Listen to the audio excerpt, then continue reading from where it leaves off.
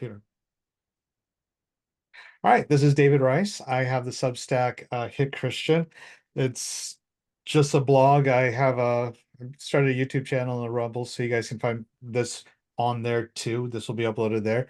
I'm with Gretchen Garrity and Gail Griswold. I don't know why you forgot your last name. You think I would have that down by now.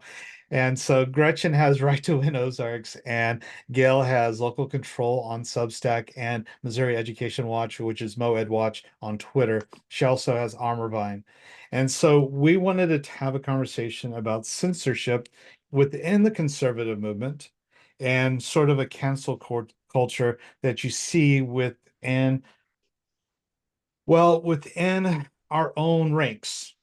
So as we have been writing articles or making Twitter posts or blogs or videos, we have been seeing a pushback against some of the things we're saying. And I think most of us, all three of us, are a little bit like, "Yeesh," at this point. We're like, whatever. But we do think it's an important issue to address and how to move past that. So I'll let you guys kind of jump in and give me some of your thoughts on this issue. And I could choose one of you to start, but I Is can Gail also, okay because she thinks she might be frozen? Is she okay on there? yeah, I see I think I'm you. okay now. Okay. Okay, Okay. you're All good. right. You're good. Sometimes Gretchen, I you want get to go ahead? yeah. Yeah, well, I'll start because the thing that's been on my mind for a long time, ever since I started to experience the cancel culture that is within our own movement, uh, is that people are having a fundamental misunderstanding of free speech, just freedom of speech in general, as well as freedom of the press. And the censorship that's been ongoing since probably about 2017, I guess, when they started to wrench down, but it's really gotten worse and worse since then. People feel justified in seeing other people canceled if you disagree with them. So there's been this long-term, I would say, indoctrination in which you have to be nice all the time. We're indoctrinated into thinking that a vehement dialogue of disagreement, trying to hash out what's true and not true, or what's right or wrong or whatever, that there's something wrong with that. And also incorporating Saul Alinsky techniques, you know, polarizing, pick the target, freeze it, those sorts of things are just accepted now. And the whole idea of what it means to actually have speech that's free, which it can be dangerous. It can be Hmm. risky to have free speech. So, but that's what I've noticed in general across the United States, across the world. But it's really, really disconcerting when it happens to you within your own tribe or group, you know. Yeah, you expect it on the left. You expect it to happen with uh they go after anyone like Harrison But Bucker. Yeah. I I I am not a football guy, so I have no idea. But they're trying to cancel him, right? You expect them to do things like that, but what's happening, and Gail, maybe you can talk to this too, but what's happening is if you're a conservative and you're asking people to do constitutional things, then all of a sudden they're like, no, no, don't talk about that. Shh, be quiet. Yeah, absolutely.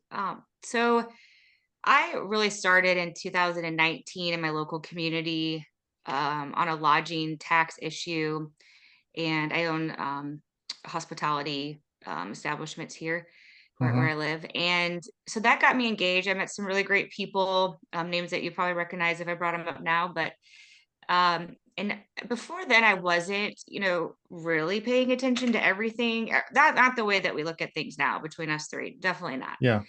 And so that really started to open my eyes on, well, I have a court case. It's now at the Missouri Supreme Court for the lodging tax. It's been, it's 3 years to get it up there. And that's a constitutional issue. It's about equal protection under law for voting, for representation, all that kind of stuff. So that's a separate issue, but that's kind of where I started to get really more involved. And then I started to look at local school and education. It was before COVID.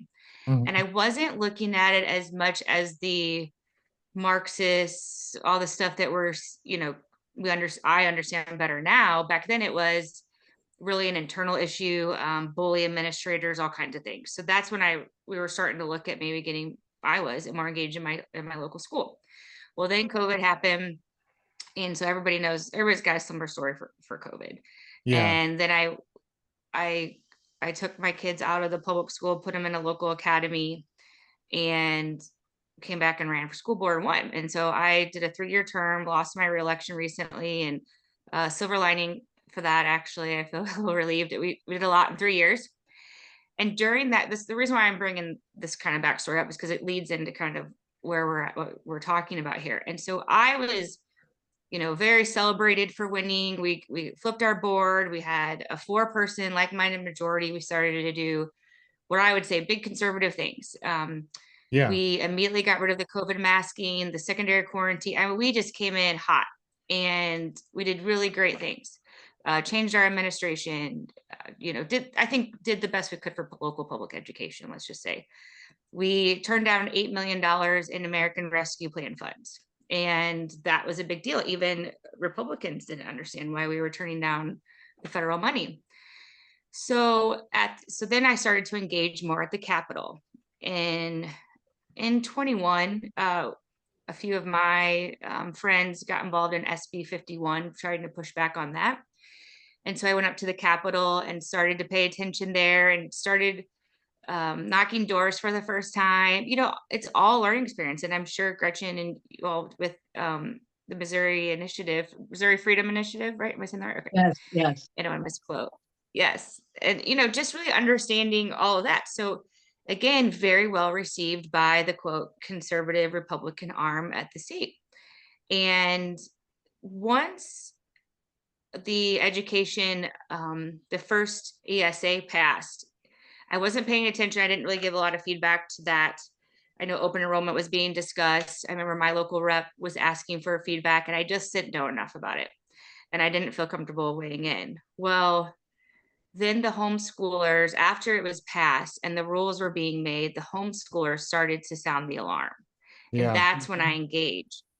And that's when I stepped out of line.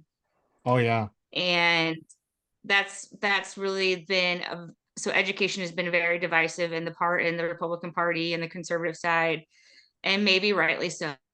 But it comes from a lot of different angles. And so as soon as I started to step out of line there, started to do more research, you know, people that have been championing certain ideologies for so long, you know, were my friends that I was starting to not turn on them, but be like, hey, this is wrong, or this is, you know, question this. And I started doing that last session in 23. And you would have thought that one of my tweets like shook the Capitol. It was really, it was a charter school that said single gendered anti-racist charter school. Mhm. And so just starting to expose the hypocrisy of, okay, public ed bad, really some wild stuff being pushed down. But wait a minute, you're getting ready to privately fund this stuff, like, you know, so that kind of stuff. And that's when the lobbyists started coming really hard. And it was really interesting last year. And Is then this year it's kind of the same thing. So yeah, that's kind of the backstory Well, isn't that the for the people that secret? know me and don't know me, but go Yeah. ahead. Well, isn't that the secret? It's the lobbyists who get upset, and then the conservatives are like, "Oh no, no, no, not the lobbyists. We don't want to make them mad." And so Yeah. that seems to be the tipping point for what gets you in trouble, that seems to be strange. I mean, who gets to decide what's constitutional and conservative? Is it the lobbyists or is it the grassroots? Is it the people who are trying to hold the reps to a higher standard, or is it the people trying to buy out the reps? And so, Right. yeah, and I think that's Yeah. just interesting that you mentioned it that way. So, Well, so one thing And a lot of one them are thing, tied to national. Oh, go ahead, Gretchen. Sorry. yes, no, go ahead. They're tied to national. One thing Well, I've noticed is the lobbyists are at the forefront of moving what the definition of conservative and Republican is. They are looking at people who are traditionally conservative, smaller government, less taxes, Mhm. get government out of everything. They look at those people as quote unquote extreme right, while those who are all for like SB 727 and stuff, which grows DESI, grows government control, uh, treats people unequally and on and on. That is considered conservative in the eyes of the lobbyists because, of course, it gives a crap ton of money, tax credits to their organizations. And so we have to be really careful because they are using a Marxist technique of redefining terms. Oh, yeah. And so we need to be very, very clear what it means to be a Republican, what it means to be a conservative, what it is to be a rhino. They hate that term, so I'm going to use it ad infinitum. Yeah. I I think really we, got them going this year with globalists. That really got them engaged. And so I haven't totally backed off of it, but I was like, okay, they really don't, but what they don't realize is that, and they need to start talking about it more. The UN is real. The Yeah, WF is real. yeah. WHO is real. These are yeah, real things that are actually affecting us down to the eggs and chicken and beef that we're eating. This is serious stuff. And so it's when it starts to change to this conspiracy thing, they become that's when they become the cancel culture. That's when the cancel culture sets in, right? Oh, conspiracy theorists, you know, but they're fine with tapping into what some people say would be a conspiracy theory. But if it's not their mhm, thing, then it's a conspiracy theory. Because I'm sure some of the people that are championing certain things, whether I don't know, there's probably other examples like pro-life or the Planned Parenthood defunding, right? Oh, well, there's no abortion happening there, so we don't need to, you guys are conspiracy theorists to think that they're happening there. Maybe that's a Yeah. bad analogy, but it's just No, wherever they're cherry picking, and our own mhm. people, the people that we like and have hopes for, maybe, I don't know, still, maybe. are falling into those same traps. Like, Yeah, and you see that the so state, sorry.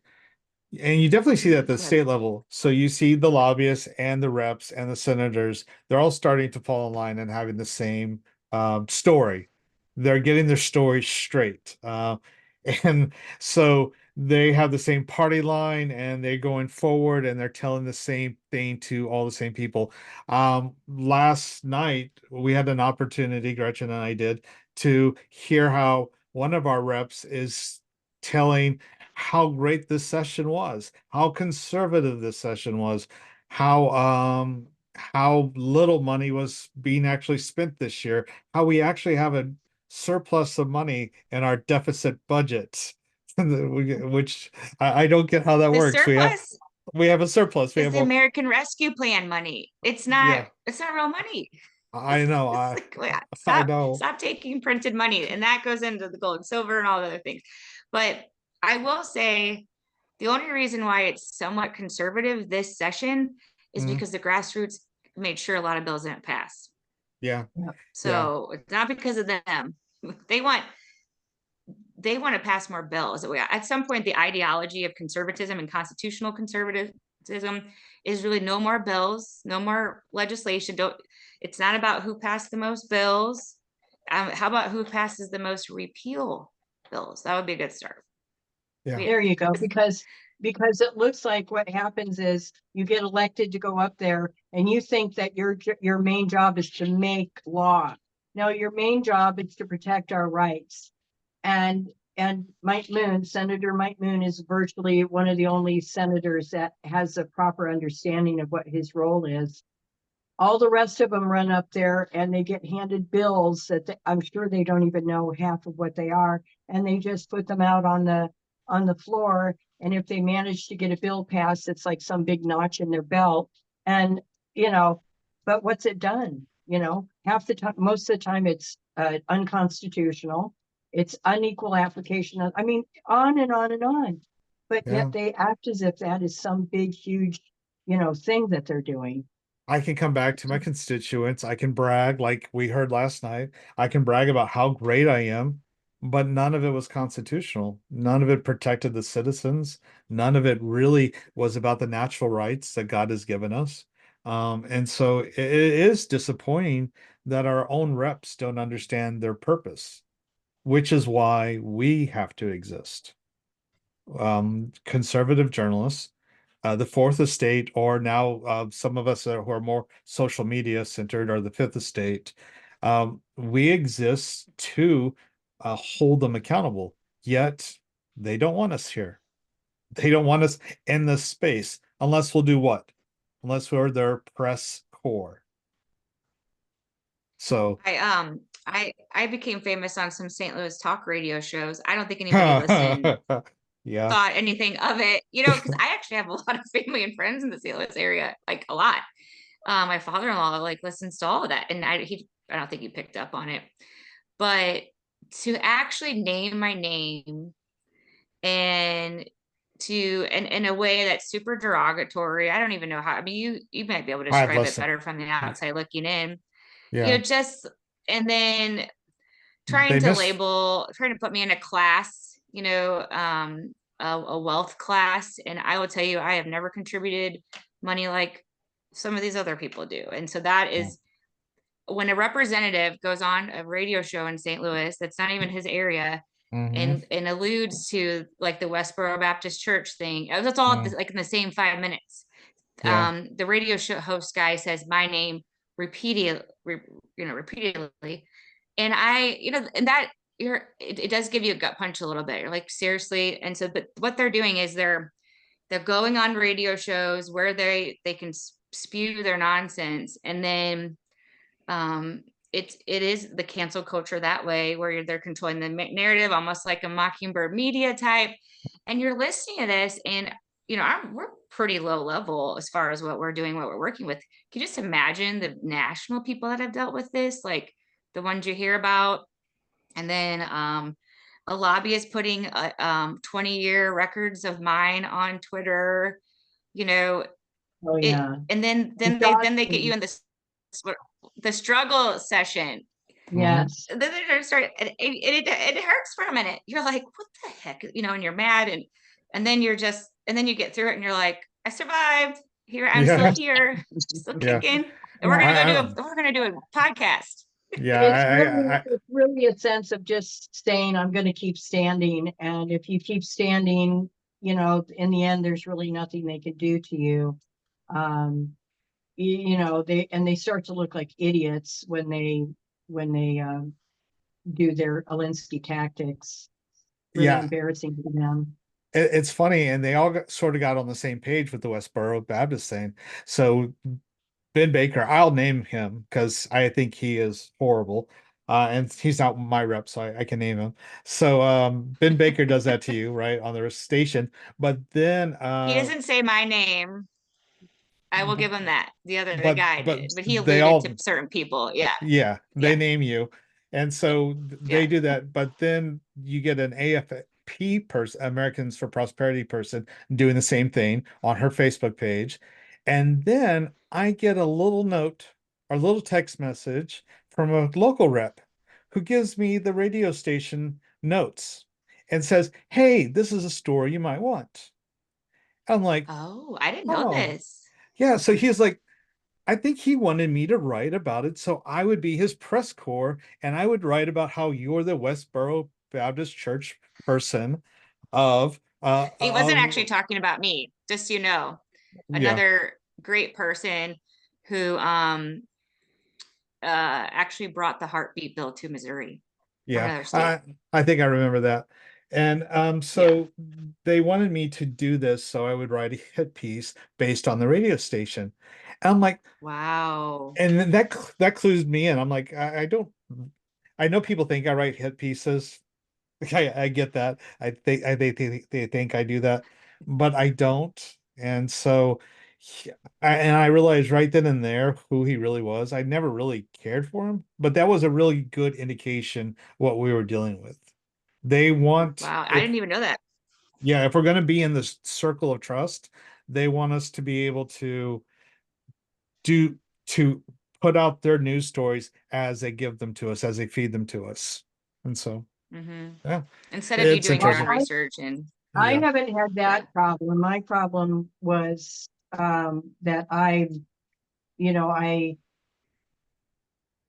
supposedly embarrassed a public figure, based on their own words, and that, they wanted that removed. And I worked wow. as a journalist many years ago, so I know that what I had done was I did all the things ahead of time that laid out the whole terms for the interview and all that, and then it blew up in that individual's face, not mine. But then the blowback came on me. That's when I started getting the phone calls, the that sort of thing, and this was right at the start when I had just started up Right to Win Ozarks. So I had that decision right off the bat. This was my valley of decision. Am I going to go, oh, for the good of the cause or the good of the Republican Party or whatever, I'm going to take this down? Or am I going to, let the words that had been, said go? And I had, it was really tough because I was like, what are we doing here? I laid it out as easily as you can, and I left it. And then that's when the blowback came. And of course, we're new. We've only been here a little over a year now, so that nobody really knew who I was. And so that was my introduction to cancel culture on the local level. And it still continues in a way to this day. So it's kind of a Yeah. bummer, but I managed to stay standing, and I just kept doing stories, and I just kept writing, and so I recovered from it. But there is you get I don't know if it's a reputation, or you get somebody looks at you with a different view than they would have before.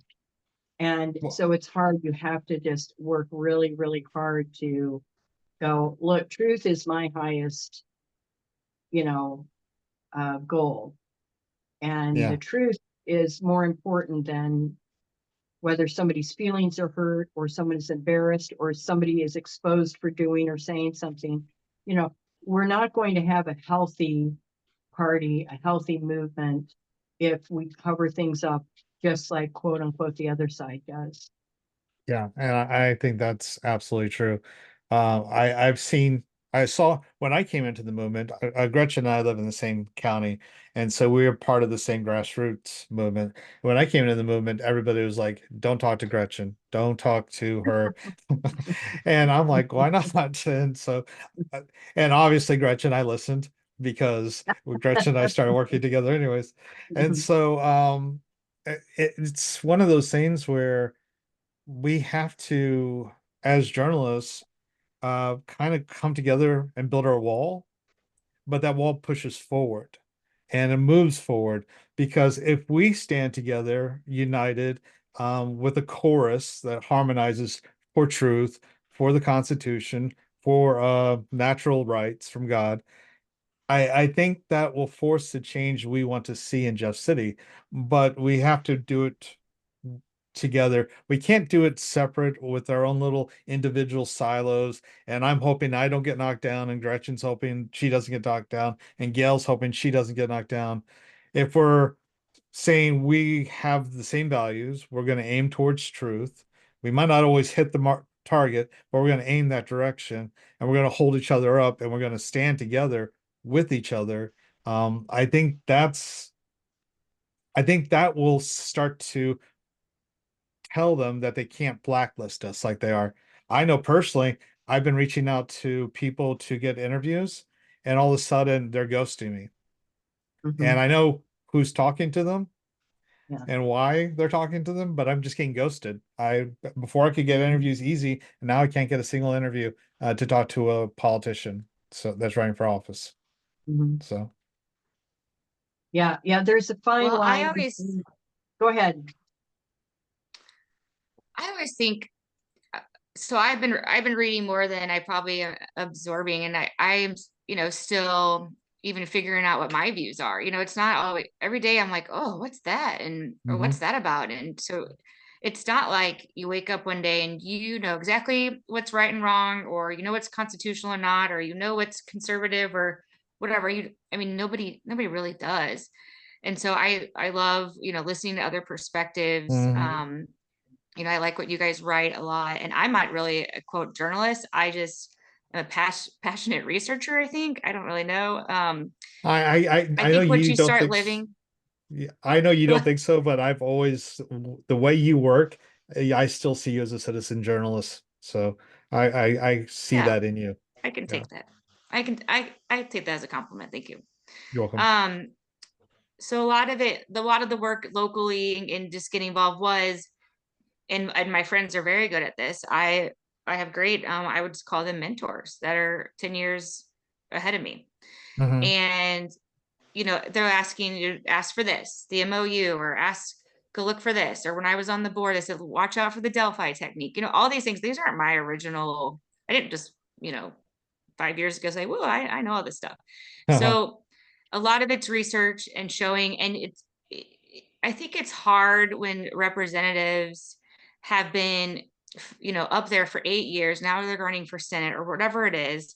And they've really bought into this, whatever the thing is.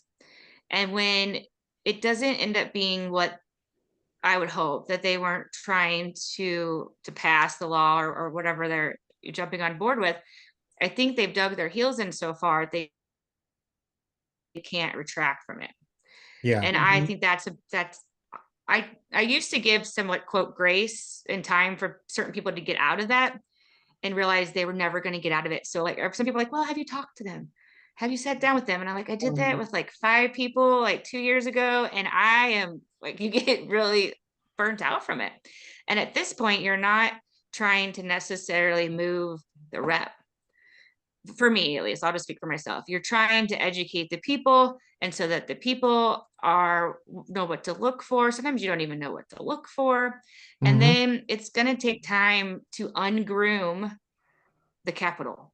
They've been Yeah, totally absolutely. groomed. Absolutely. And so that's kind of what, like, so I've gotten to the point where, I care about certain reps, and I am quote maybe invested in them more than others. But at the end of the day, I circle back to, that's a funny term, probably can't be used to concern, but I No, pivot. I get it.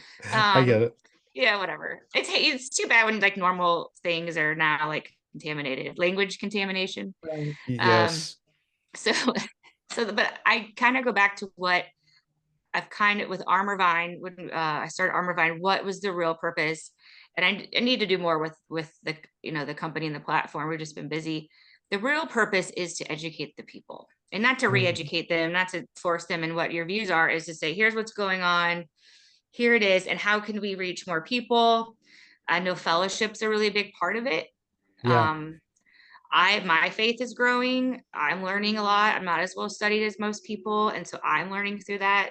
That's been really pretty to watch. That's a very spiritual, emotional path that I've been on, and that kind of rolls into, like, we might not be able to fix the Capitol. We might not be able to get any of this stuff done or stop, but I know that what I'm doing is what I'm supposed to be doing, and I've been doing it all along. I just didn't know that I was supposed to be doing it. Yeah. Yeah. So Mm. when you get into that mindset of, it's a very powerful, individual mindset that keeps you going, and it doesn't matter what somebody says about you. I mean, you worry about your family, Mhm. you worry about, your privacy and protecting. And so I think that's what makes me the most upset and angry, is when could put my family in jeopardy. Mhm. Yeah, That's where the line is. yeah, there's some Yeah. nervousness and related to that. I think Gretchen, you wanted to speak though. Well, I just think the thing that is most bothersome to me is you have so many people running around claiming the name of Christ, and then there's not the accompanying Fruit. evidence of that. Truth.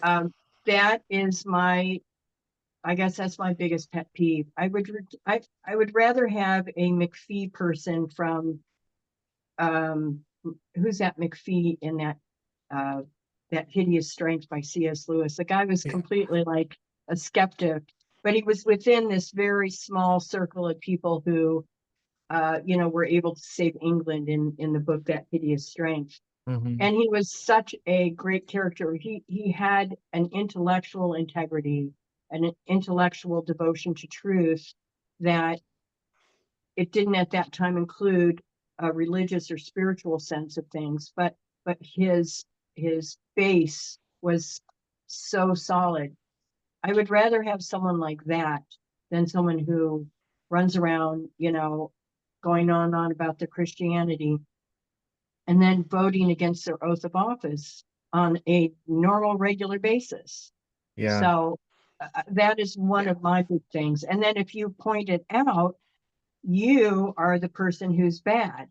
How dare you point this out? How dare you criticize a public figure?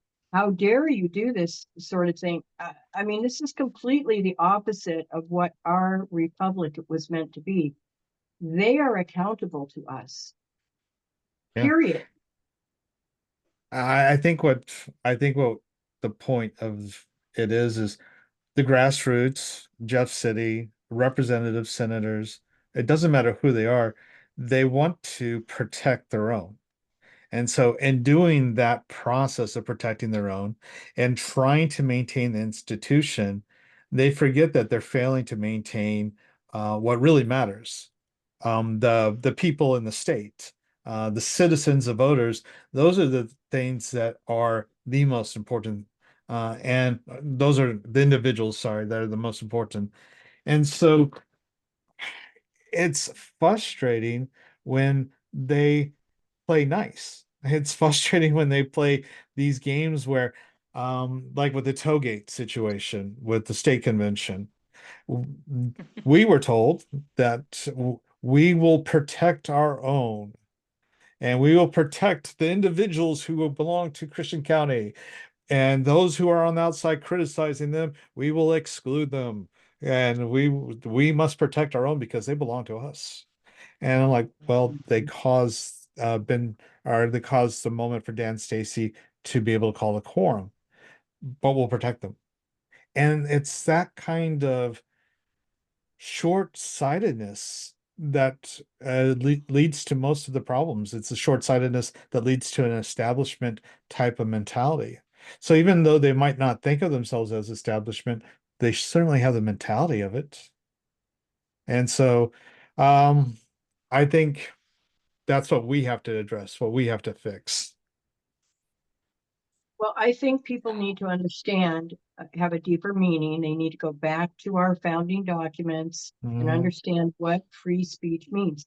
It's unsafe in some instances. It's dangerous. It's violent, pornography, things like that. Uh, but but you have to you have to understand that free speech is a right that once taken away, and we're seeing it being taken away by our own. That's so bothersome to me. There's Yeah. such a lack of understanding what free speech and freedom of the press means. We already have a national media that is so compromised it does not function as it should as the fourth estate. So what's left then is alternative media and little places like this. I was talking to Sam Britton of Missouri Liberty Radio, and he was saying he's got a little radio station and he does uh, off the cuff he's going to start doing it on Wednesdays now. But he said us little guys, we're the ones that have to keep going because in our own little corner of the world we can light these flames, even if we get blowback from it, but at least there's a modicum of free speech that's happening and freedom of the press that's happening. Whereas on Mhm. the even on Twitter, I mean they say it's free speech, but when you're on Twitter, it's so I had controlled. an I can't even account say taken it. down last year. Oh So yeah, I was purged with after Trump. I got Elon took purged. over, Yeah. It was Yeah. called Local Control, and it was spicy, I'm not gonna lie, but I don't think it was anything to be suspended for. And so that's why my Substack is still called Local Control. Yeah. But Oh, yeah, fun. oh no, I've been suspended. I never even was on Twitter until 2023, two. Yeah. Yeah. I don't put a lot of faith into the social media. So I just always plan that it's going to be gone, or Yes. that it's going to be censored. And so it's good for some things as long as, you can. But obviously, the establishment was really shaken up when the grassroots showed up to the convention, because that's not social media. Most of those people on there probably don't even use social media, Yeah. or are really active on it. And so that that's when it's awesome. That's when they're really getting scared. And that's when people show their true colors. I mean, you always know that certain people or certain groups or certain consulting groups are doing a lot. But when you see it actually play out at Yeah. that level, Yeah. that was insane. That was It was. Yeah. insane. And It was. they really showed their what's, like, big time. Yeah, Yeah. their Big backsides. time. Yeah. Yeah. No, no. And so you mentioned faith, how it's grown. I find that it's true for me too. Has your, I wanted to talk about this real quick. Has your faith grown through the experience of not only having the pushback and the kind of trials of doing this, but also just you feel like the only way you can do this is through faith? I always had a sense of faith, and didn't see it through prayer. I think I was praying without realizing it. I look back, and even as a young person, just thinking that, God has always been walking with me, and signs. And then I just start and I think about something that happened, 20 years ago, 10 years ago, and think, oh, okay, I get it now, And so, like, I feel like I moved here in the time that I did, to Lake of the Ozarks, at the right time when I needed to be here. Hmm. And which has opened me to, what is going on through laws and through the state and through the people. And I, personally probably not affected as much as some other people have been through different things that have happened in the last, I don't know, 5 years. But I did I did just I started to pray more. I started to pray for really the first time. I had a couple, here and there, but I just really wasn't practicing. And I started to kind of understand that I am called to certain things at certain times. I totally can see it. And honestly, I'll have the weirdest thing, and this could totally be however you want to describe it. But I mean, the toughest days at the Capitol, when certain bills are getting ready to pass, somebody will say, "Oh, you need to go see so and so." And then I walk out the door, get on the elevator, and I've never even met the person or talked to them, and they're in the elevator with me, just them. Yeah. And so Mhm. I just am like, what was that? And so those are the things that I don't try to explain it. I don't, whatever. I just am like, okay. And then so I'll walk into the Capitol building, like, I know, like, I feel like, I see you, like, I don't think mine as much as, as, as worship, as much as it's like a relationship, Yeah. so, Yeah. having, feeling like they're there, the spirit, the Lord's with you. And so, yes, I would say that I just, I'm getting older too. You just start to get a little more thick skin. But and faith in the fellowship has really been huge for me. Great people. I will say one of the best benefits of getting involved in anything has been the great friends that I have. I have great friends that I have only met through citizen activism. Yeah. So yeah. I had And I'm still working on my faith. I no, and it's always a process, but I wanted to highlight that because I think going through this process has made me stronger in my faith. And I wanted to let Gretchen talk and share if your experience in Well, I think for me, we kind of were wondering, why did we get drawn to Missouri? Um, the misery. Yeah, but I'm a lot of people been have here a long had time. that experience where they were drawn to Missouri, and so I think there was definitely a purpose because we were coming from Texas. So, Hmm. Texas and Missouri, I mean, kind of Yeah. similar there. Red states, although They are. run by rhinos. But Oh, one's I in a I wheelchair. realized, yeah, I realized pretty early on because somehow or other we got connected right away to the politics, and I realized that this was where I was supposed to be because I was supposed to start doing battle. And we Hmm. had been kind of out in the middle in the country, way out in the middle of nowhere for a decade, and it was like the wilderness, I guess you would say. And it was preparation for this, I'm pretty sure. So that's the only thing I can say.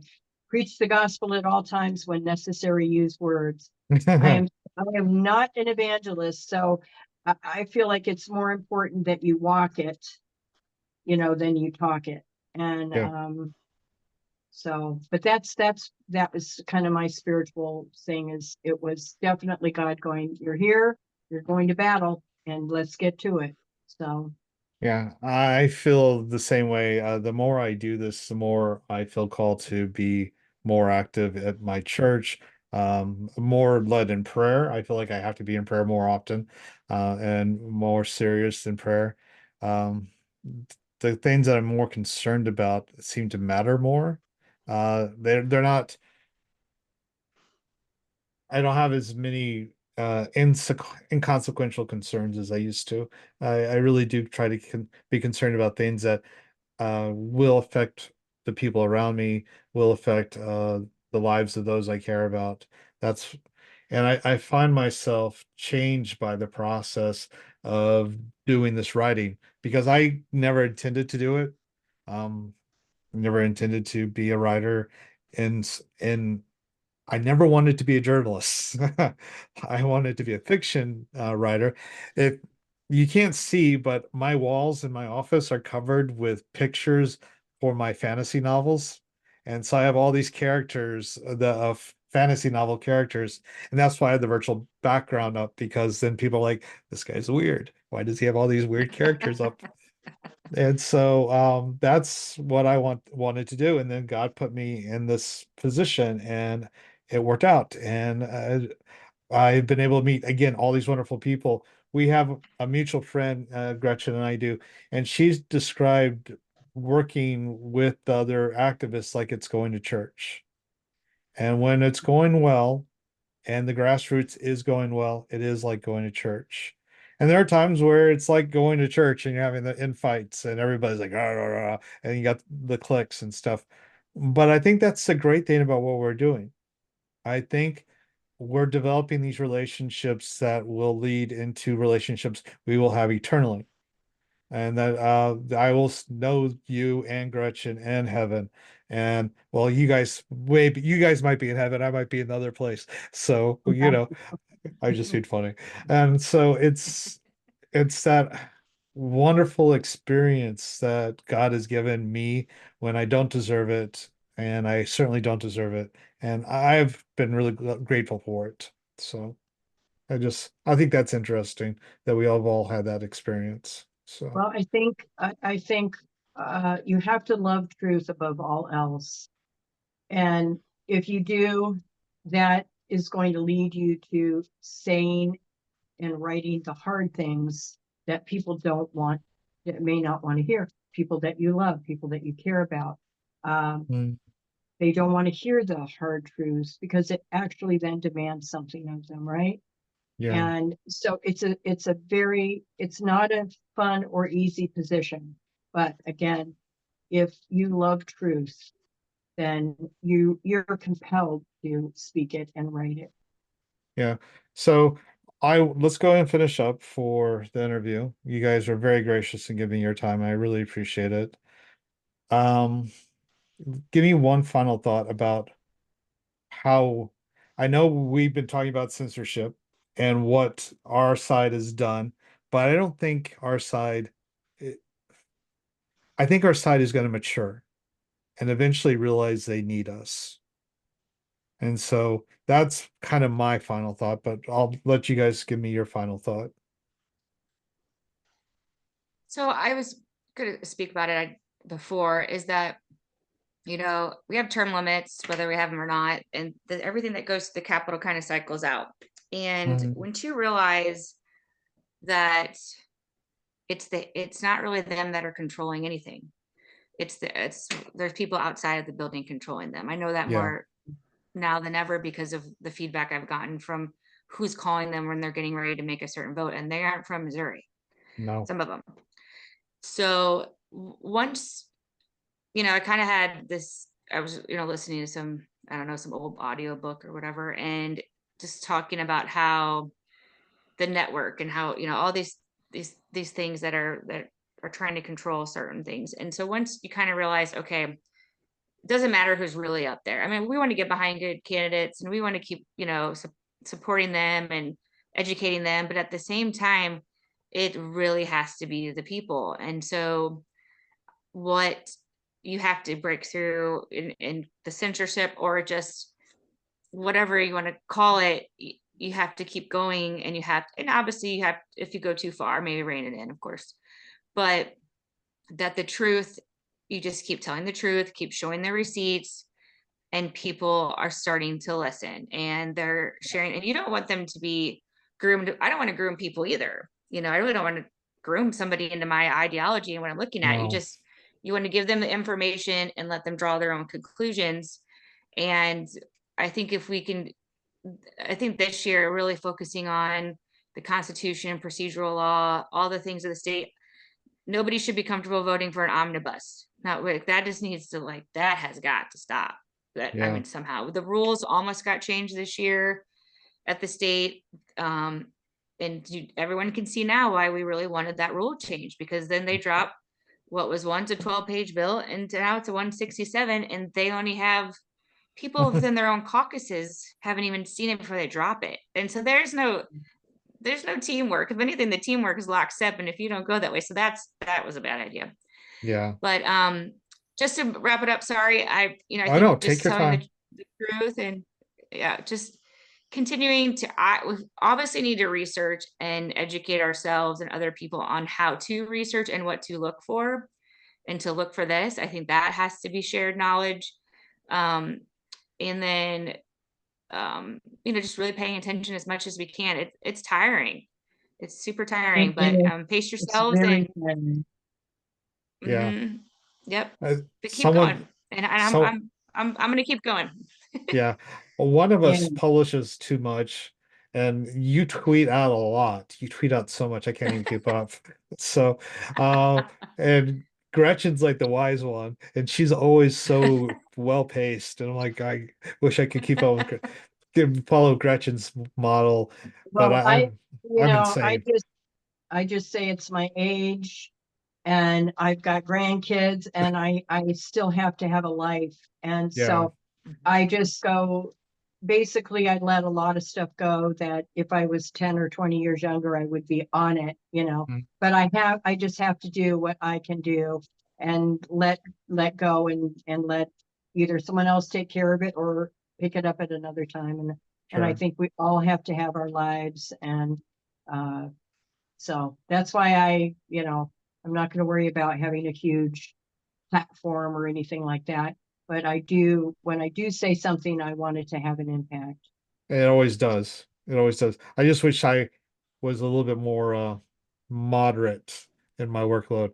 So sometimes I think I tackled too much. I'm So I don't know what you guys are else doing, but I have 3 kids that are in a lot of sports and opening up a third business, and so I mean, I get it. I'm empty nest and unemployed. So that's where, having the seizure sort of shut everything down, and that kind of gave me the space to do Yeah. this.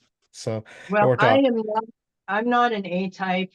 I'm a B type. I can occasionally rise to an A type, but then I have to get back down to my level, and that's a B type. And Wow. that's where I'm happiest being a B. And so So Yeah, what's yeah, your, everybody, go ahead. yeah.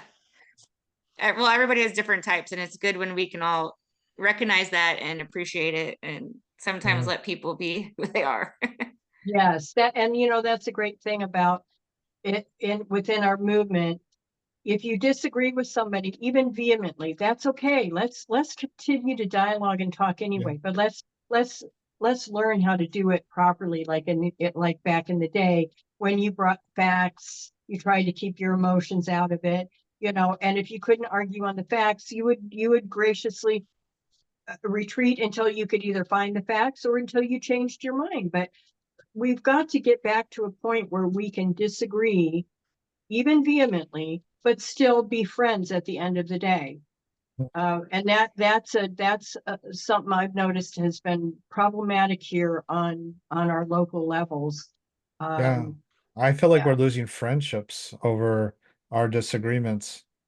But So, this whole talk about unity, we need to unify. We can't disagree. We can't, what that does is it actually it quenches the spirit. That's what it does. And so it's okay to disagree. mhm. Let's find the truth together then.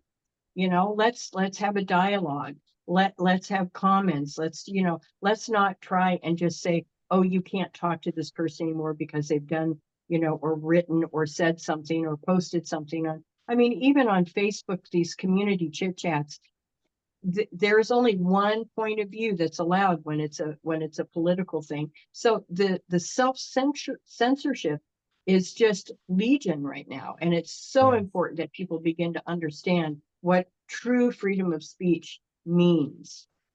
I I keep harping absolutely agree. on that. Yeah. No, no, we need freedom of speech. We need freedom of the press. We are the last line of defense in some cases to protect uh, liberty. I think we need pastors doing it. I think Mhm. we need the people who are willing to stand up and do it themselves. But the written word is powerful. It's always going to be powerful, whether it's on paper or whether it's on your computer screen. It has the power to change minds or at least enrage someone enough that they'll try to find the research and dig deeper themselves. And that's at the end of the day, like you said earlier, I'm not trying to build a monolith. I know that some of the things I say are inflammatory, like the article I just put out today is going to be heated. It's a great article. Everybody should read it.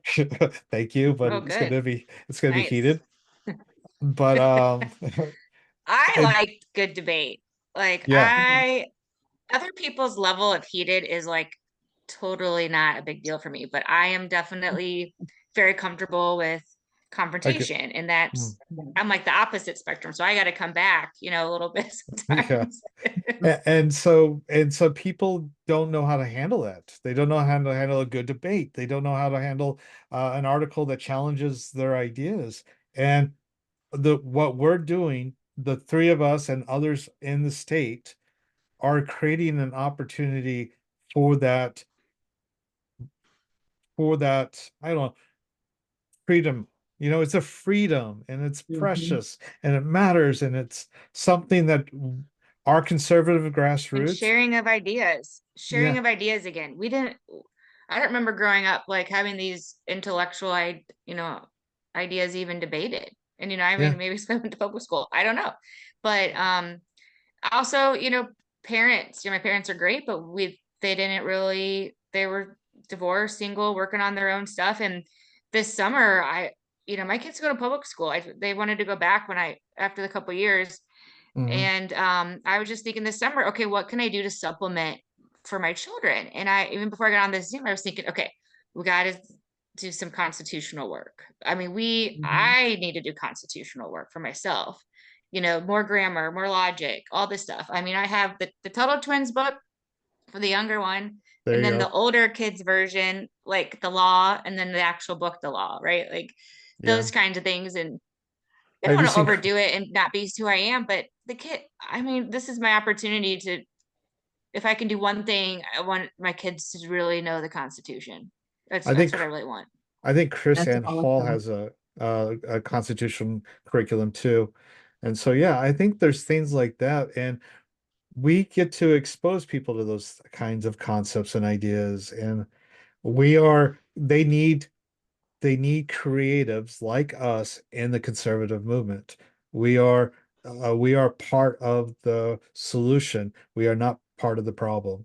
So Yeah. uh, The that's only thing all. I don't like is anything that's more, if it's more government, I'm out. I don't care what side you're on. Like, I'm done. So I don't want Agreed, any. I'm I done agreed. with don't it. want any more government. No, I'm good. I'm I done love. with it. No Yeah, more. We had enough. I'm less government too. So all Well, right. all right. Well, Well, thank We you need for our definitions. getting yeah. together. Yeah, if you guys will stick around for a couple minutes after I finish recording, I'll talk to you. And then thank you so much. If you guys Well, want to thank you. get hold of Gretchen, she's on right to win Ozarks .com, right? Yep, right to And then winozarks.com. and then if you want to get hold of Gail, she's on localcontrol.substack.com or Mo Ed Watch on that would be a Twitter handle. Yeah. And Yeah. so X. Yeah. at Twitter yeah, X.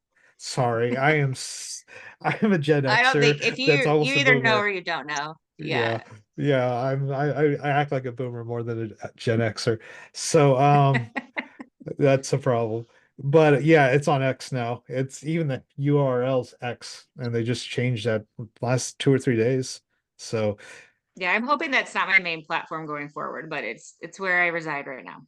yeah. Yeah. So if you want to get hold of her there, and of course, this will be on Rumble and YouTube and Spotify, Apple Podcast, and Missouri Liberty Radio, along with my Substack. So we'll be able to locate it all there. All right. Thank you guys. I appreciate it so much. Thank